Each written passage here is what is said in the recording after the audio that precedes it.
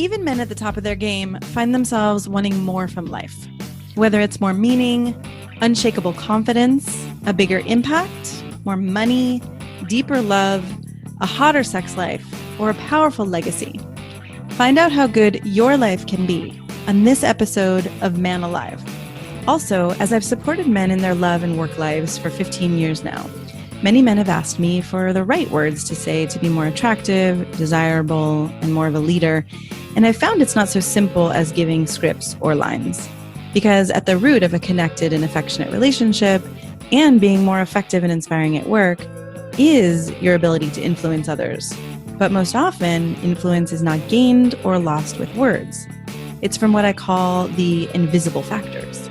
So I created a quick guide for you called 3 Ways Men Lose Influence at Work and with Women, so you can understand how these invisible factors work and what has women and colleagues both more inspired to say yes. I think you're also going to be surprised to find out the moment when your influence actually begins. So grab the guide for free at ShaynaJamesCoaching.com/3ways. That's ShaynaJamesCoaching.com/3 and the word ways, WAYS.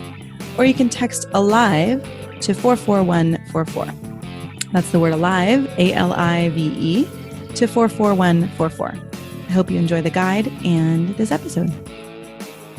Hello, and welcome to this episode of Man Alive. I'm excited to be here today to talk about divorce, and especially to talk about divorce support for dads. It's a really important topic, and divorce in itself is a challenge. And then you add being a father and everything that comes with that, and all the negotiation and navigation and time spent caring for kids. So I'm excited today to have Robin Choe with us. Robin, welcome.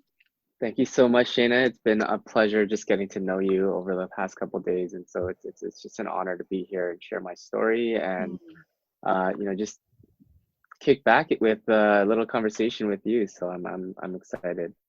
Thank you. Well, let me give you a little bit of an introduction for people who haven't heard of you. So Rob wrote the award-winning book, The HQ, How to Overcome Your Divorce and Be a Better Father.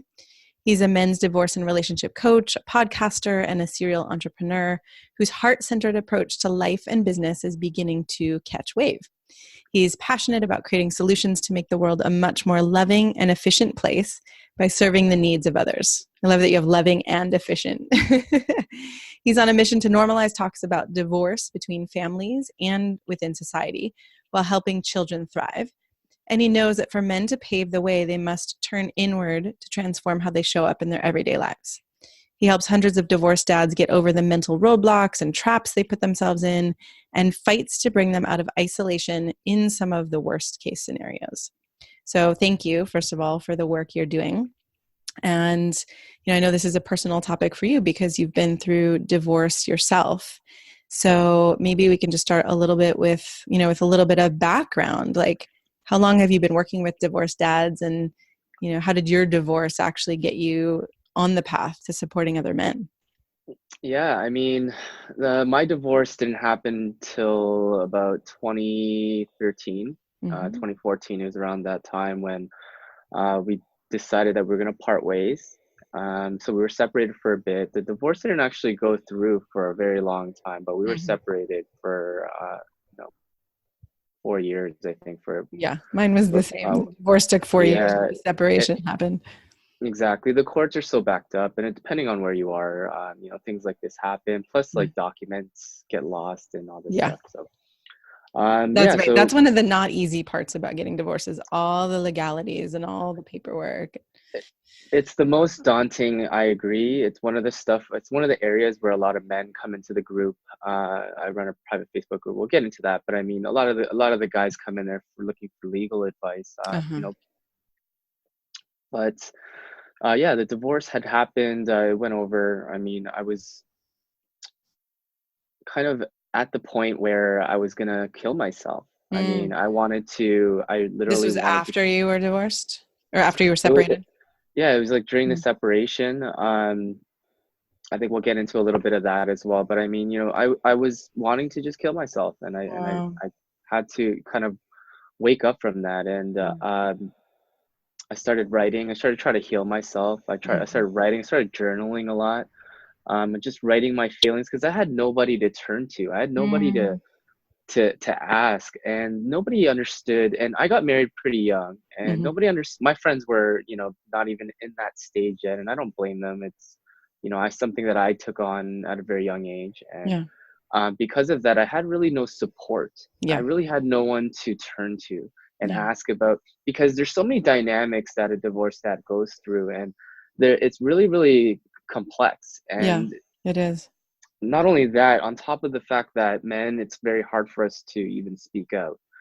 Um, coupled with that, it was just, pain, suppression, and then not being able to have the support. And so, Yeah, when it sounds like it got pretty dark, right? Without having anyone to support you or anyone to talk about it with, that makes sense. yeah, and I was in a job that I hated, but the one thing that was good about the job and what I'm grateful for was that I had a lot of leeway to do the things that I wanted to do. So if I wanted to like wear a hoodie or whatever, and hide some phone, earphones in there, I could. And so I was listening to podcasts, and I was listening to all this like self development books and Mm, whatever. And this was after the suicide attempt actually, and I realized that I had probably had a bigger call, and there's a reason why I'm here. I started to really take a deep dive on my life. I started looking at all this stuff that I was journaling about and yeah. my life, and I had an incredible story in there. And I'm just Mm, like, it would be a shame for me to, take my own life and not, and give up, and with mm. so much already inside of me. And so, I'm um, glad that you found that. yeah, I mean, we could talk a little bit more about that. I'm open with that. And, my first Toastmaster speeches was actually about that. Wow. Was about my attempt at suicide. It was very shocking, Mm, but it is what it is. And after listening to those podcasts and listening to all those self development gurus or whatever saying that I'm enough and this and that, I've found a mastermind group that really, really, I guess, propelled me to do the work that I'm doing. I mm, found, a guy who had a heart-centered approach and yeah. was preaching that and was like, "Look, you have something great in you that you could share." And I Mm, started I started sharing my story, and I was like, "Man, who can?" I was sitting in my therapist's room, one to one with her, and she was like, "Who are you writing to in this journal?" And I was like, "I think I'm talking to divorced dads here." And she's uh-huh. like, Mhm. "Well, then go help divorced dads." And so Mm, yeah. I was like, "Yeah, all right." So Started. what do you help divorced dads with? Like what are some of the main topics that show up in your Facebook group, and what are you responding to? So the very first thing I noticed was men have a real tough time with vulnerability. Mm, hmm. And the biggest thing that I realized during that time was the hardest thing for a man to do is just even talk about his problems. Yeah. So I was like, I'm a forum junkie. Like back in when the internet was starting up and stuff, I was always I was always in the forums. I don't know if Uh-huh. you, yeah, like I always created threads of my own, started forums and stuff like that. So I was very good at aggregating people in one topic. Yeah. So I was like, you know what? Let me just start a support group for these guys, and Mm, open the door and open the conversation. yeah. Right. Because the Um, vulnerability piece, I mean, I think that's why a lot of men come to me as well. It's like I create this safe space where they can say things that they don't say to their partners, to their colleagues, to their family, to their friends, right? The shame or the stigma that we've created in this society around men should man up and suck it up and not have any problems and be the rock, right? I mean, that's what I imagine causes this. Absolutely. There's constructs within our society, within churches, schools, Yeah. athletic constructs. There's all kinds of these, like you said, stigmas, or it's trends between the way that a man should show up in his life. And so, just touching upon that, I can realize now that yeah, men have it tough. We have broken support systems on top of that. Yeah. So that was the second thing that I realized, was that we have broken support systems. Men have nowhere to go, especially Yeah. divorced dads. They have nowhere to go.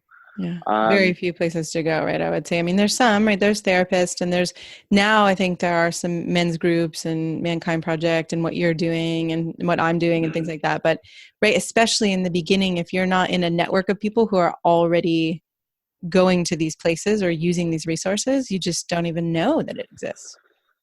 Yeah, and I'm realizing at that how quickly my group is growing, and Mm. how quickly these men are finding this, because they're like, wow, I didn't know this existed. And so Yeah. when they search for it, they find me.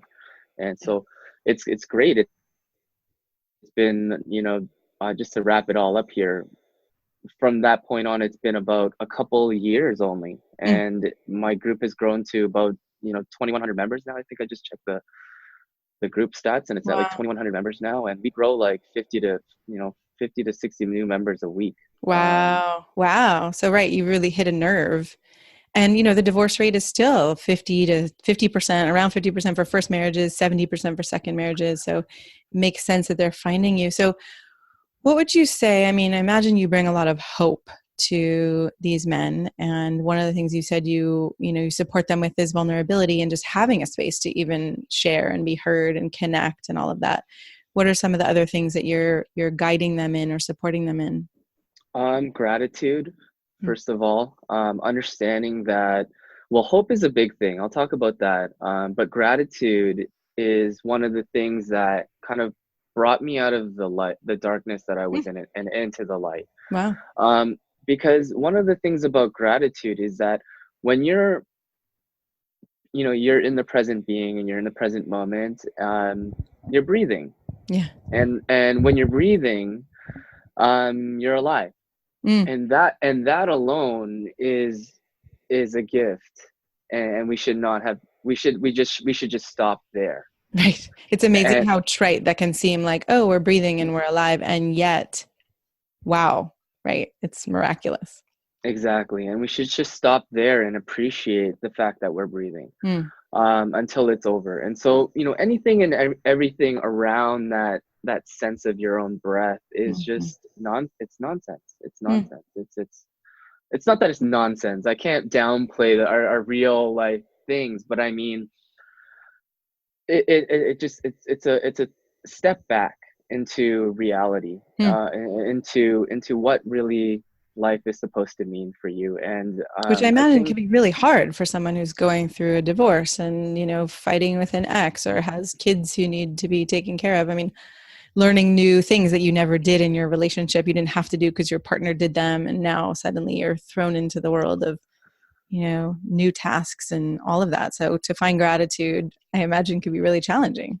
it's one of the most hardest things to do. Not a lot of people live in gratitude, but when Mhm. you look at life through that lens, you can look at it like, oh, I get to raise kids. Oh, Oh, I have children.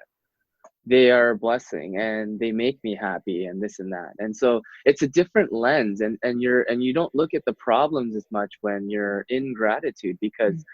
you know it looks different, it feels different. Right. It's a different When lens you're looking through, and suddenly it colors things in a different way. exactly, it's not so black and white. And Mhm. I think hope, for sure, because when they're not living in gratitude, they're angry, they're bitter, they're Mm. suicidal, Yeah. they are thinking that the world is against them, and sometimes it is because of the way the court systems are. Yeah. I feel so bad for some of the guys in my group because of the way they're being treated in court, the way they're Hmm. being treated by their ex-wives, Hmm. because of the court systems, and they're just being manipulated left, right, and center. Yeah. And this is not that this is the case for every man in there. No, it's It's just some cases contextually have this type of arrangement, and it's for them, and they lose hope. They feel like yeah. the world is coming down on them, and I get it, because Yeah. they're financially crushed, they're emotionally crushed, they are, um, at their wits' end, and they're looking at the barrel of a gun. Mm. And we have a Ooh, lot of suicide scares in my group, you and do. it's very scary. And Yeah. I just hope that they message back. Yeah. There's when people are like, "Are you there? Are you there? Are you there?" You could totally tell this guy's been drinking because Yeah. his things all slurred, and it's scary. And so How yeah, do you hope. how do you bring them hope, right? I mean, I know you said gratitude is one piece, but from where they are, gratitude may not be accessible. So hope seems like a piece, but again, if someone can't find hope, how do you give them hope? That's why I started my podcast. I wanted to bring people on who had been through what I'd been through and been through, what they've been through, Yeah. and came out the other side and was successful with it. Is happy with themselves. Um, and that's one way. But Yeah. Right. really, Showing people stories and highlighting yeah, people who've actually been in that dark place and made it through. exactly. Yeah. I think when you shine light on others and their stories, it helps give the other man listening in Yeah. perspective. Yeah. And when they gain perspective, they start to shift the focus from, oh, why me, and they start looking at the possibilities of them saying, okay, well, try me, let's do Yeah. this. Well, right. And And it's like, I think one thing that has always amazed me about the divorce process for me is like in our adult lives, it's easy to get kind of stagnant or just keep going and not really question all the ways we're turning against ourselves or not listening to our truth. And once you get divorced, there is a really clear opportunity to say, whoa, everything is completely shaken up. Who am I now? And what is true for me now? And what do I value? And what do I want? And, what's important to me? So, right, it is when men and women both can make that shift, it's profound. yeah, Dr. Shafali says it best. It's like breaking yourself down and rebuilding yourself Mm, up. And that's sometimes the most fun part, really. yeah. Like I said, gratitude. I mean, most people look at the closed door, and when they're looking at, I think Helen Keller said that, when they're looking at the closed door, when there's a brand new door opening up for Yeah. I also them. love, I found a quote on one of your writings by Lao Tzu that said, new beginnings are often disguised as painful endings. I love that because it just, yeah, it feels so true that often there's this painful, dark time that without which we couldn't actually come out, we couldn't open our heart in certain ways, or we couldn't have compassion or understanding in certain ways. Absolutely, and that's another way I kind of give hope to Mm, people is through these memes, through these quotes and wisdom that have been handed down from other people, like, people think that their problems only to them. This problem has been going on for like hundreds of years. Like, right. this is not a new thing. People have lived and survived this and gone through it beyond us and Yeah. the ones that are living. And so it's good to, I love to bring back these quotes to. It's funny. I was laughing because I used to, have a really dark past, and now I'm considered like a hope dealer now, as Yeah. opposed to, and it is true. I really truly think that, believing in yourself and a higher power, obviously having an anchor. I talk about Mhm. that in my book. Yeah. Having an anchor is so important because you Mhm. never know when you're going to be staring at the end of a gun, or looking at down from a bridge trying to Mm. jump off. You don't know Wow. this. Yeah. So it's very powerful. Life is, designed to be painful. Life is Yeah. designed to have struggle built within. And so if you don't have hope, you don't have an anchor with you, you're just, I Yeah. don't know, it's Well, very it's hard for interesting, you. right? Hearing you say too, life is designed with struggle. And, there's a part of me that has a fantasy. It's always, asking like, when is it going to get back to the easy time? Or when is it going to get back to when everything was flowing? Or when is it going to, and then to actually recognize as I get older and older, oh, I don't know that there is that anymore, right? It's complicated. It's not black and white. And how do we actually show up in the midst of the struggles? How do we show up in the midst of the mixture, right, of darkness and light? And I was thinking too about what you said, where you were talking about how you started dating after your divorce. And it was then that you realized you were falling into some of the same patterns and habits. And can you talk a little bit about that? Absolutely. This is so powerful. People think, it was the divorce that kind of woke me up or shook me up. Actually, no, it wasn't. I knew the divorce was coming. I felt it. Mm, I'd closed off, I'd stonewalled. I'd known, I already, came to conclusion of why that had happened, but yeah. it was the relationship after that I had, that was extremely, extremely eye-opening. Mm, Um, the relationship that I had after the divorce, was with a woman who I'd extremely cared about, deeply cared about, loved her, would have did anything for her. mm. But the problem with that is that I was falling into the same patterns as I was into my previous marriage. I knew that, just if we had gotten married and we were engaged, if we had gotten married, I would have been doing the same things. I knew this. Do you have I any felt this. examples you can give of some concrete patterns that you fell into? One definitely was nice guy syndrome. I'm Hmm. gonna talk about this now. A lot of people don't really understand what nice guy syndrome was or Yeah. is, but it's a type where you you're overly nice. You're too nice, thinking that the other person is gonna return the favor, and when the other Mhm. person doesn't return the favor, you get angry and bitter and you're resentful, and it just Right. becomes it becomes really toxic.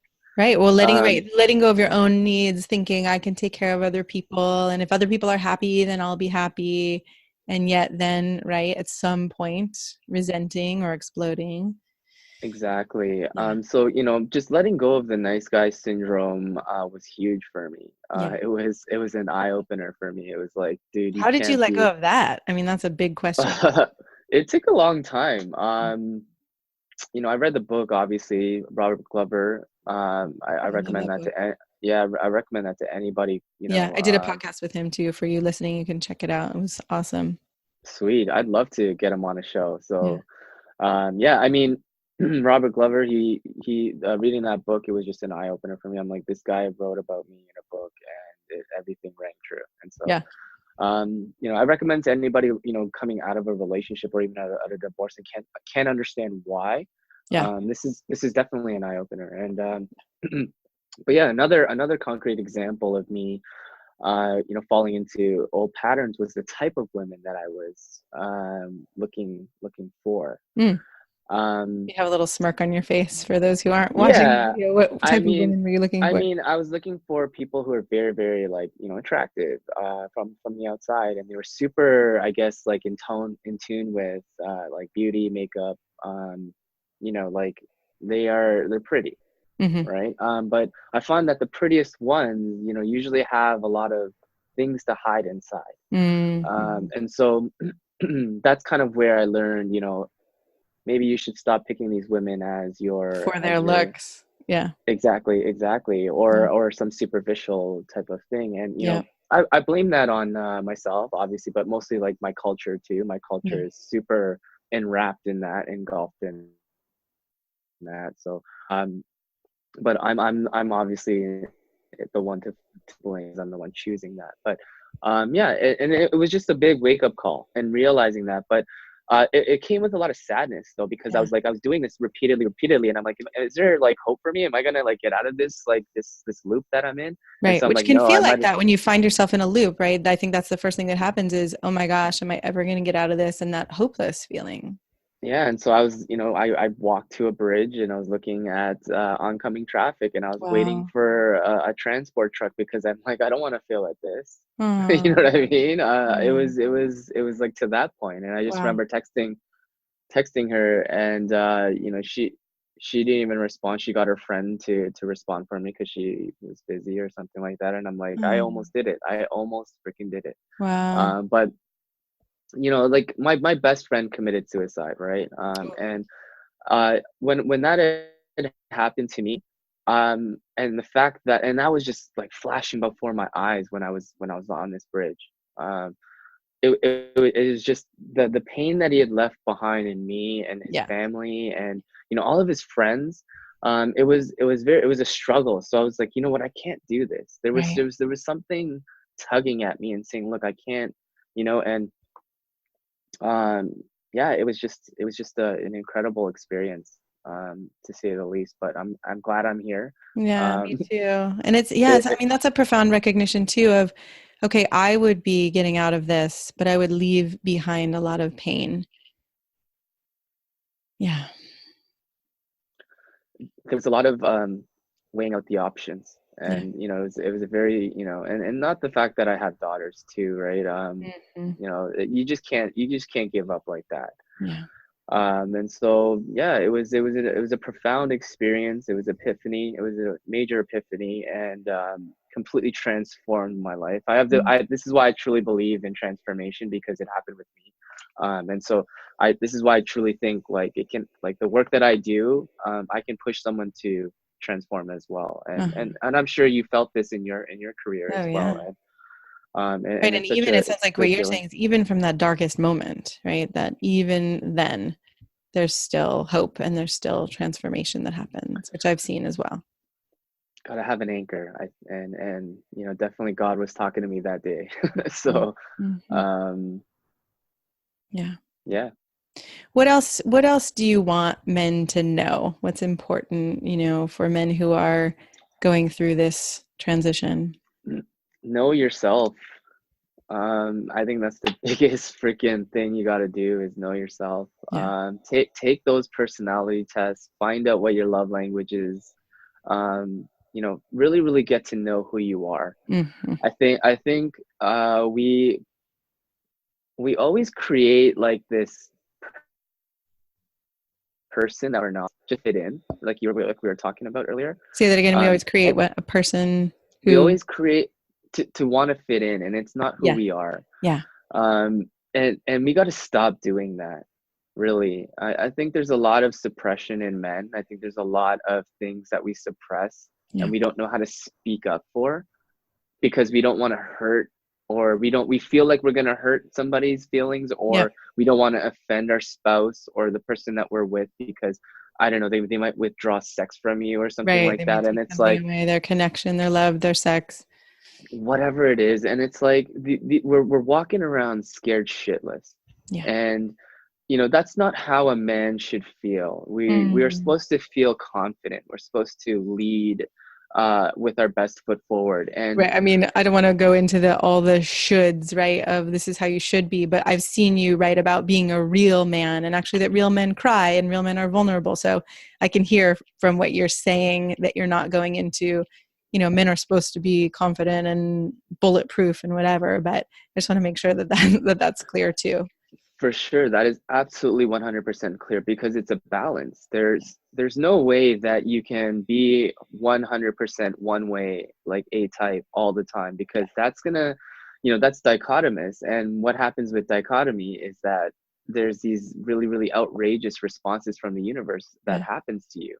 Yeah. And so you have to balance that out with vulnerability. And we were talking about that earlier, is about letting yourself cry, letting yourself feel these emotions, letting Yeah. yourself not suppress whatever it is inside of you that that's just raring to get out, right? Right. Whatever it is, a tear, a Yeah. little silent moan, whatever, I don't know, it's just Yeah. I was just thinking too about how, and I work with men and women on this, where there's a way that I feel like I don't know how to say this exactly. It's not we're forced to, but in a way, we're kind of forced to educate the people around us, or the less we think we are wrong or bad, or there's shame around what we're doing or crying or whatever, the more we could look in someone's eyes and say, I'm going to cry right now. And what I really would love from you is to just stay here with me and not judge me, or not think that I'm all weak because I have emotions. Like, I'm a strong man, right? I know it's a lot to say in the moment, but I work with women on this too, or actually being able to say to a man or a partner, whatever gender it may be, right? Like, I'm going to have feelings right now. And if we don't judge them ourselves, you know, we can actually support someone else to be with us. So it's like I think that's kind of mastery in a way, right? It's hard to get to that place where you can be feeling all of your emotions and also watching them and connecting with another person at the same time. Yeah, and if you're in a relationship and you're feeling, this tension, or you're having this friction, look at it as an opportunity to grow Yeah. and change, because it's showing you that obviously there's something to care about here. Yeah. Most people lose that. I think most people lose that, and understanding that, yeah, we all have masculine and feminine energy within us. We Mm-hmm. all are able to express that, and that's fine. We're able to, be, men on one hand can also be nurturing. We can Mm-hmm. also be sensitive. We can also be, but also on the other hand, we could be this macho tough, like, where's the gym? Give me that 100-pound weight. And, we have both. Oh, And same with women. And it's just about, understanding it. And like you said, it's mastery, yeah. knowing where your partner shows up, and in those areas, and Yeah. picking up after each other. I think it's important. Right. And I was just thinking too, I mean, like you said, when you're a nice guy or you're playing it safe in that way, it often comes tumbling down later. Or I've got the good girl version, right? I mean, I think my ex and he was playing some nice guy and I was playing some good girl. And then it just, you know, It erupted in a volcanic explosion by the end, right? Yeah, that's another thing too, is because men, we suppress, we're ticking time bombs. We're gonna explode. And so if you know that, and I'm sure you do because it's happened before in your life, men, I'm pretty sure you guys understand this. Let it out. We have to find people, and if it's as long as it's just one person Yeah. who you can tell everything to, and that guy's not gonna judge you for anything, that's Mm. that's gold. Gold. Keep that guy Yeah. around forever, Yeah. because no matter how much he's a loser in life, if he does that for you, like, that's gold. I'm just this is obviously an extreme, I'm saying, but No matter who he is, right? If you're able to trust him to be safe with your emotions, that is gold. I agree. it's so so so gold, because that's a humanistic trait that can't people cannot buy. That's Yeah. something that those are the healers of the world, and that's what I meant. Yeah. Yeah. Well, thank you so much for, going through your own challenging times and choosing to stay here with us and to stay and guide other men. And what would you say? What do you want to leave men with who are listening? I think the biggest thing is forgiveness. There's nothing that in this world that is worth holding on to bitterness and Mhm. anger for. Yeah. uh, and forgive, because forgiveness is for you. I always say this. It's like people think it's for the other person, and well, if I forgive them, it justifies the other person's actions. No, it's honestly for you. It's Yeah. understanding that, I'm healed from this. I've let go. I understand both sides, and I'm grateful for everything. So Mm. yeah, just forgive. Right. It doesn't have to condone someone else's actions, but it is having compassion or understanding what would have, you know, caused someone to act the way they did and just having that compassion. And then, right, we're free in that we're not walking around tense and angry and stuck in the, like you said in the beginning, that woe is me or why me. And then we can actually step forward into something new. Absolutely. Absolutely. Awesome. Thank you for being here today. Yeah, thank you, Shayna, for having me on. I'm so glad you joined us for today's episode of Man Alive. I hope it gives you a sense of what's possible and how good your life can be. If you like what you heard, I'd be so grateful for you to subscribe to Man Alive and write a quick review that helps men like you find us. And again, head over to shanajamescoaching.com/manalive to get outtakes, videos, and raw footage I only share there. These are some of the most interesting parts of these expert conversations. You can also grab your copy of The Unknown Power to accelerate your career and solidify your confidence with women, because the two are related, and I know you don't have to settle for one or the other. Join us each week for a new episode of Man Alive.